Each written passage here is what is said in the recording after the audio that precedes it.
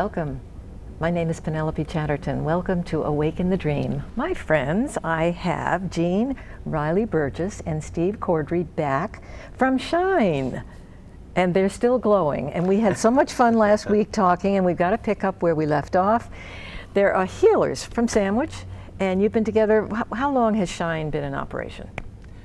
Well, approximately. That's an interesting question. It is. Because in one sense, like the building has been since February, and really opening officially in June. But Shine predates the building. Yeah, Shine was my baby. Probably started, I would say, dreaming it into existence in 2008. Oh, really? Yes. Like I have the logo I had come up with, and it's all over my house, and my children even, we write on the white beach rocks. That's just something we do. We've been laying all over with the Shine logo drawn and years on them, and they helped dream it too. Oh, that's so wonderful. But it's just a little thing out of my house for 3 years maybe, and yeah, 3 years. And because folks can pull up your website and find out all the wonderful things that you do. Yep. And you travel. We do. You could be a team that could be asked to go anywhere. That's almost. True. I love to travel. Yeah, and do workshops and Yes. Do workshops. Yep. We do workshops. We do inspirational presentations. We do individual healing and coaching. All of that. Yeah. Well, it's exciting for 2 and 3 to gather together. Yes. Now, we're going to talk on this program because I liked what you had suggested, that we get this wonderful, abundant inspiration, and we're all just, flying and high. And now, Steve, what do we do with that? Well, I guess that depends, doesn't it? I think one of the things I've seen in spiritual work, and we call them last program spirity people. Spirity people. We do a lot of dreaming, we do a lot of imagining, we do a lot of affirming and setting intentions and visioning and all of that. And then we come to the border between spirit, what they call the metaphysical, and the physical. Gotcha. And one of my teachers, Maria Nemeth, talks about trouble at the border. As we approach that border, all of the things that are in us that are afraid, all of our reasons, all of our excuses, all of the inner voices that are naysayers, even the people in our lives can give voice to things that are going to get in the way. Yeah. So we need some help sometimes to get from that across that border. And so in our work, which was that clear, connect, create model. This fits in the create. What are we going to create here in this physical realm, the life that we have in every dimension of it, not just our business, but our personal life, our health, our happiness, all of that. And so in the work that we do, we do a lot of coaching, and helping people to come from this divine vision into some more specific ideas. Their feet down. Yeah, pull their feet down, and then what kind of change do I want to make in my life? And we've had a lot of examples. How do we go about it? I mean, then is that when they trip over the border and they go, they come from that divine spot to, oops, now what? Yeah, we do. We do some different workshop activities that are just kind of fun and creative to get it going. But in the end, it usually boils down to some commitment they make to themselves. They might tune into spirit to get the inspiration for the commitment, but then it's no, really, what are the 3 things you're going to do this week? Really, write them down. And then I love that. We hold that accountability for them when they come back, and that's part of the agreement we make together. I like that. How'd you do? That's practical. It's practical, and if you didn't, and it's not, like there's no judgment. If you didn't do, well, what got in the way? Like what got in the way? Or maybe you need to tweak it a little bit. Yeah. But it's funny to watch. I mean, literally, you'll watch some people and they're, so what are you going to do? What are the 3 things? They're like, and it'll be like, meditate, pray, and meditate some more. Like, okay. Well, that's so interesting, because if you do take steps, think of all the things in life we do for our health and everything that are just rote, that are good habits. Yeah. We do them after we figure it out. But in the spiritual world, where we can get so lofty, and it's like, are we going to bring it to that dimension? But yes. I mean, I think that's where you might need the most serious nudge of all. Yes. I think so. And always, like, yes, miracles can happen, anything's possible, but if you're laying in the fetal position on your floor, it's less likely you're going to get a job. Someone might come to the door and offer you one. It is possible. Yeah. But it's more likely. And it's like, can you walk through the fear of maybe what you might not want to do? Yeah, the fear shows up in a lot of different ways. And it shows up in indecisiveness. It shows up in lack of clarity. It shows up in not knowing what you want, or not being willing to know what you really want. Or do I want to be responsible for taking that step? Do I have to do it? I thought I was in that place where, am I ringing a bell? Where maybe somebody can do it for me? Right. And that is that funny, you're trouble at the I love border. that, And, trouble and, at the border. And the spirity Cool. people, right? Because we sometimes use that as a trick to ourselves. Well, I'll just open myself to spirit. Yeah. And there's truth in that. Sure. But you know what? Spirit likes to see you do something too. God helps those who help themselves. We did our Wrapping at the Revs in Hartford. We noticed that the theme of the questions we were getting were all about, what do I do next? What do I do next? What do I do next? So we ended up delivering these answers that were really, you got to do something. It was like the idea, you know, what? So we're saying, so when you're still, if you sit really, really, really still for too long, if everything in your body stops moving for too long, guess what? Yeah. You're dead. Yeah. Atrophy. So it's like, take a step, and I think we believe the more you're willing to take a step, any step, just the easier it is for Spirit to bring you that support that you're looking for. But can you offer baby steps if there's a real Yes. if there's a real resistance, and you could give them a little something that won't be horrifying? We always offer baby steps at the beginning. For sure. Like, and what's the right step for someone is so different for someone else. That baby step might be giant for them. Yeah, I was saying before the show started about showing up and the practice of just facing the fear and walking through it and even suffering through it. After a while, you know, fear kind of gets the message that you're going to show up again. Yes. Yeah, build confidence, right? That I can do it. builds up your strength, your inner core. And I really do believe that God helps those who help themselves. I think we talk about synchronicity, we talk about synergy, we talk about the different ways that energy can come together to support us from grace, from the universe. But those things will probably happen more often, if they happen at all, when you're out there doing something that aligns with your intention, your vision, your higher self, your purpose. Do you ever have folks think that the meditative state is the only place that they can receive guidance? Where I find sometimes when I'm out in the soil of my life, I get more stuff coming at me because I'm more out of myself, and somehow or other I get, so I would think that they would discover that as they did some routines that they might have been resisting, but they're still meditating. They're still receiving. They're still receiving in both ways. And I think even when we send people home with their homework, part of that is you're putting your clear intention into your coming week. So there's more likelihood that those synchronicities will happen because you've been clear. And now just meditate and keep your ears open, keep your eyes open. Show up. Show I up. love that expression. Show up. We do a lot of this in our 12 Powers course, which is based loosely on a Unity book by Charles Fillmore, in which elucidates the 12 spiritual powers that comprise what he would call the Christ consciousness, faith, love, wisdom, strength, those types of things. And we've organized them in this clear, connect, create model, clearing your negativities and false beliefs, connecting to your higher self. And then the create part of that is really about your heart's desire and what it is that you seek to experience out of your own spiritual energy. And so we'll do the whole thing. And a typical session would include a crystal bowl meditation, some stretching exercises to get people more aware of their self-imposed, programmed limitations, and to step out of those, and then we're always going to end usually with to step out of character. Right, step out of their comfort zone. Yes. And then it's always going to be okay. Now what? Great. Now what? Now what are you going to do? Now what? It's amazing too. I mean, there's all different kinds of work people do, but as you say that, what I think comes up a lot is a lot in what you say.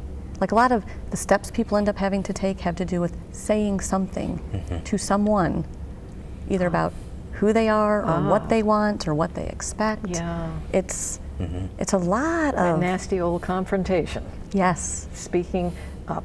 speaking up. And even if it's just as simple as saying what you want, not even a confrontation, though plenty of those come up, but just being clear and being willing to say. Yeah. Yeah. The things that Opens it you've up. swallowed. Yeah. Yeah. Yeah. We'll have people talking to themselves. just say, yeah, we do a lot of mirror- we do a lot of mirror work. We do a lot of mirror work. So we Oh, have these nice. We fun do. little mirrors that Yeah. you have conversation with yourself. Yeah. And then you can take that to the Practice. next level. Practice. Yeah. Yeah. Yeah. Taking responsibility for staying well and healthy and every emotionally, spiritually, physically, taking Yes. responsibility. Yes. Yeah. And creating something. Creating something that, I mean, this could be as simple as we work in all different arenas. I mean, it could be as simple as creating a self-care routine, getting a massage, and like, what am I going to do for myself? It could be in the area of relationship. We've had a lot of relationship work. I mean, Yeah. everything's relationship, Yeah. really. Yeah. A lot of that. Even creating a business. Yeah. It's what comes up, what's in the way. So you're dreaming of this fabulous yoga studio, Yeah. but Yeah. Do you find a lot of codependency, a lot of people overwhelmed with feeling they need to be doing all these other things and they kind of come in last? absolutely, Yeah. absolutely. And you have to somehow figure out how to gently get them to move up. Yes, we that's come up plenty Yes. in the Yeah. workshops we've done with the people. It's so common. Yeah. The ability to say no. We call it delivering a powerful no. Ability to say no. Yeah. You know, to be honest with yourself, that yes, it might look like service. Again, spirity people might look like service, but you're really hiding. Yeah. You're just really hiding. Yeah. Sometimes we can get a message in our religious practices that you can't say no, that it's always got to be, I gotta show up and Yep. do my good Christian thing, and I can't say no. Yep. What do you think, Steve? Well, I've seen a lot of that. I have one particular case in mind that actually came after I left the church. I was doing some work in another center in which a woman had never left home. And her mother was in her 80s, and this woman was in her late 40s, early 50s, I think. You mean her physical home? She had never left her mother's side, and Wow. and was longing for a life, and it was Wow. What an example. yes, and we talk about a model of compassion, which is a balanced model between masculine and feminine compassion. The feminine compassion is that nurturing, loving soul that is going to stay by the side, but the masculine compassion is the one that says, no, this is not right. I cannot stand for the system to be this way. I don't know if we want to tell that story, but at any rate, she got an understanding of this sort of codependence and Yeah. what she could do for herself, and she actually had that conversation, that tough conversation Yeah. with her mom. That codependence idea has come up in a lot of different ways in Yeah. our work, and it makes me think about something we were talking about on the way here. That for us, we've been working lately with this model of healing and what really is healing and what is it not. Yeah. And what our guys are showing us really clearly is you have to get this. Because the more codependent a relationship or a system is, the more unhealthy Yeah. interactions and reliances, Yeah. the more likely that to heal that relationship or system is going to be messy and result in some coming apart and destruction Yeah. that has to happen. Yeah. And how well we feel in it is purely related to our ability to surrender, right? To let go and let things Yeah. come apart. Yeah. Because the more mired you are in those codependent behaviors, then the further you are from your healed And state. they're really kind of not knowing that they're in it often. Is that true, that when they're stuck in this dynamic of what they share and what they're used to, that they can't see clearly? Yeah, absolutely. They think it's service. They think it's love. They think it's compassion. They think it's commitment. They think all that. Meanwhile, they're not well. They're not well. Their bodies can manifest. I think a lot of what is very common is that their emotional range gets very, very narrow. You know, and I think it can lead to depression. Bodily illness. Yeah. And what we're just encouraging is people to understand that health is energetic autonomy. I think this is something that you are blogging about in your most recent blog, that we can choose from our place of energetic autonomy to give of our energy, give of ourself. But if it's not a conscious choice, if the connections are unconscious, if it's a guilt thing. Well, so it's a should. Like we do a lot in the first part of our 12 Powers class, which is the clearing. We do a lot of releasing the shoulds. Like if you're doing it because you think you should, don't. Right? Do what feels authentic, what you do with an open heart, what you do in your generosity, your natural state. Are you really yourself? Is the real you showing up? Yep. And there's an energy of doing something from I should. It's kind of and I think the impact, no matter what you're doing in the physical level, or what you bring the energy of to whatever it is. Whereas if you're doing something of choice, I choose. It might be the exact same thing. It might be the exact same thing, but if you then the recipient, the system, both, is lifted up, is brought to that vibration. It's also another way to get just lost, just to hang out and be stuck. Like if you stopped doing all the shoulds and took all that energy into what you wanted to create. And how much more good would you bring into the world from your own inspiration than from your own guilt? So that can be good for you, but what about a partner who likes that old you? Oh yeah. What happens to this partner? We just literally were talking about this on the drive here, that we feel part of what we even do is as people are making those changes, like we're supporting them in those changes, because you're right. When you start saying no, one changes and the other doesn't like the fact that that person is showing up as somebody that they hadn't bargained for. Right, and you're lucky if it's just that one person. Right? It could be your children, your extended family, your job. Like every place that you start saying, no. Do you think the deep fear of loss is behind the being stuck and being not maybe willing to make that change? I mean, I would think you need a lot of support to step out of that pattern, those patterns that you get used to.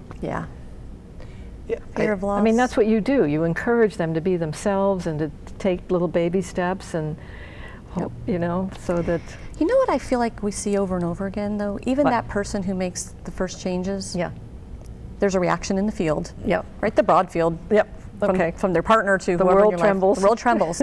But what happens is then all those people, they suddenly have more permission now to be themselves. So now they suddenly find themselves saying, no. Sorry, or yes to something not doing new. that. Or yes to something new. It's like there's just, I think it's a phenomenon that when you start living your authentic life out loud, you're inspiring and giving other people permission to do the same. If they say, I don't want to do that with you because you've changed your mind, nothing wrong with that. They can go in another direction. I've meditated to this future place where relationships, like where we're heading, are so fluid because everything is known. Like they're so telepathic, everything's known. So you come in together in affinity when you're together, you fall apart when you're not, you might come back together or you come together with someone else. And it's all kinds of relationships. You might come together for a project, but there's no rancor. Like there's no rancor because all is known and all is fluid. And everyone is just living their authentic expression. So I believe that's where we're headed. We're not going to see it in my lifetime. I like that. I love it. There's just a peacefulness and an allowance. An acceptance of the knowledge of that flow is that it doesn't have to look like the little house with a fence and just the way it's supposed. Or the corner office. I live in a yellow house with a fence. The way it has to look, a little house on the prairie. I mean, it can be something else and be, well, you can find yourself. Well, that to me, like even those structures you just mentioned are more examples. Are those healthy structures today? Are they unhealthy structures today? Yeah. Does healing those structures mean that they fall apart a while? Is there a time of falling apart in chaos before the rebuilding can happen? Well, you're saying to me, spiritual company is very important when people dare to go out on a limb and become more themselves. It's nice to be held by friends who are also trying that same thing. I would think it'd be kind of lonely to do that alone if it's risk-taking, but to come to Shine and have support and other folks. Oh, absolutely. I think everyone takes encouragement from what others are achieving. The cheering squad. Yes. And you can almost see in the 12 Powers course, as we get to the last third of the course in creating, you can almost see like a little snowball start to form. Someone will come back and report, I feel good enough to own my own car. I bought that car. And then the next week, 2 people will come. I stepped from the back of the exercise. I led my first exercise class. Things like that. And how inspiring. Yeah, it is. And I love for the healer folks, I raised my rates. Oh, that's right. Wow. Good for them. Yeah, right. Wow. Right. Yes, because we can't charge for God work, for goodness sakes. Right. Right. Yeah. Oh, we do. Yeah, right, we do. Well, it's funny. The people that Stop and Shop have yet to understand that. I'm a healer. Don't I get this? You won't give me that? Silly. Yeah. Silly. But yeah, that cheering squad is so important. Yeah. And even, how do I say this? To show up in a place, you might not share all of your stuff there, right? You might not lay all your stuff out, but you're going to be held in the space of, you're fabulous. You are a fabulous being having a fabulous life. We just love you the way you are. We're going to hold that for you. Yeah. Like we just know it about you. Yeah. And it doesn't hurt to have 2 people sitting opposite you. You're sitting with your cadre who are inspiring you, and then there's a couple of people on the other side with a little mirror saying, okay, so tell me about your week. Tell me, what were the 3 things? We'll write them down. I love that. What are the 3 things? You're much nicer than me. You're much nicer than me. Yeah. I'm like, so you didn't do number 1. So why not? So you goofed. You failed. I know. It's I like, know. why not? I'm like, why not? Yeah, that's the question. That's a good question. Why not? What got in the way? It's that's the thing, and it's like you didn't fail. You just didn't do what you said you were going to do. You haven't failed until you stop. Yeah. And if you can be conscious of, let's say I approached that moment, that conversation I was going to have. If you can be aware, well, what was in my mind? What was I saying to myself? What was it in me that prevented me this time? This time, and how can I then work with that? So that I can next time. So next time I can take the step and actually, make the appointment, have the conversation. So that's why you don't fail. You get the support on what you're telling your friends, how it felt, and then you can help move that up so that it's not so hard next time. Yeah, it really is just like learning yourself, like learning what works for you, what gets in your way. It is. It really is. Yeah. It's a class. And one thing we do all the time in our classes, all the time, is remind them continually, you can do whatever you want. Like, you're here because you chose to be. Yeah. Like, you asked us to do this. Yeah. And we've only had one person actually threaten to quit. We had one person actually threaten to quit, who is now a very good friend of mine. Really interesting. She did, like, it was too much, it was too confronting, it was too, and then she came back, and now, she sings our praises and the class's praises now. Well, yeah, tell her why. Tell her that story. I think it's beautiful. Oh, well, she was like, we were breaking up by texting. She's like, I'm not coming next week. Yeah. And I'm like, all right, so do you want to meet me for a drink Thursday?